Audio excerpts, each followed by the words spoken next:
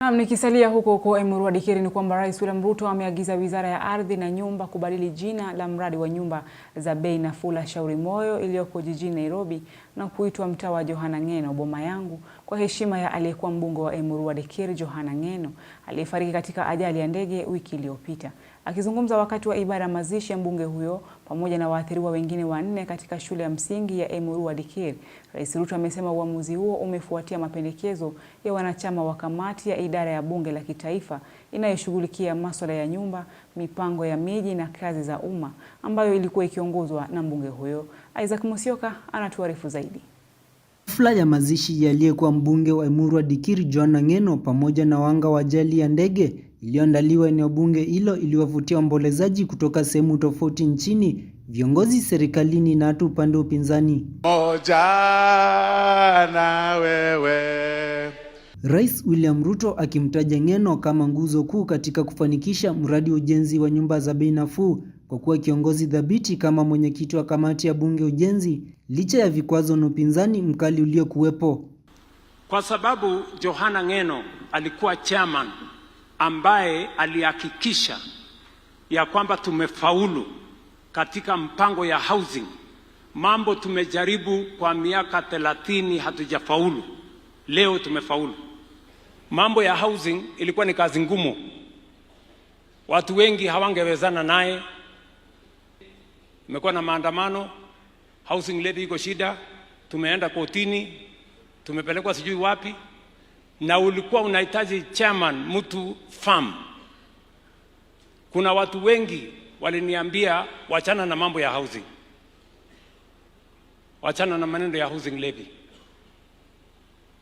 One of them was not Ng'eno. Na ili kukumbuka utendakazi wa kiongozi huyu shupavu, Rais Ruto alibaini kuwa mradi mkubwa zaidi wa nyumba nafuu wa Shauri Moyo jijini Nairobi utapewa jina Johana Ng'eno Boma Yangu Estate. Kamati wamependekeza ya kwamba one of the biggest estates in Nairobi yenye iko na nyumba 4,500 inaitwa Shauri Moyo. Wamependekeza kwangu ya kwamba hiyo estate kubwa iko Nairobi iitwe Johana Ng'eno Boma Yangu Estate.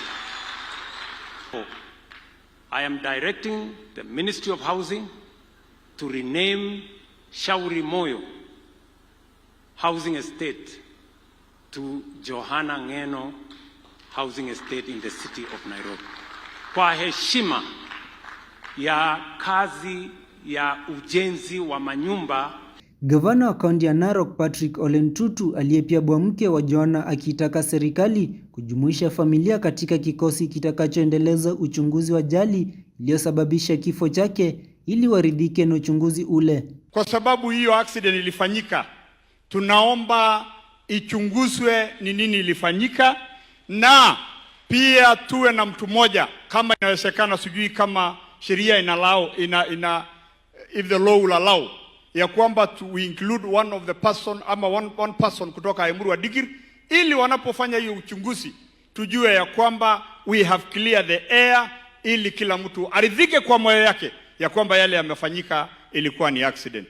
Rais Ruto aliahidi kukamilisha baadhi ya miradi pamoja na kuanzisha miradi mingine eneo la Emuru wa Dikirr ikiwemo chuo cha KMTC, tawi la chuo kikuu cha Narok kwa heshima ya Mheshimiwa Ng'eno. Na ndio mimi nataka nieleze watu wa Ang'ata Baragoi ya kwamba serikali tumekubali tutalipa hiyo shamba ekari 1,500. Sasa itakuwa shamba yenu. Isaac Musyoka, Undugu TV.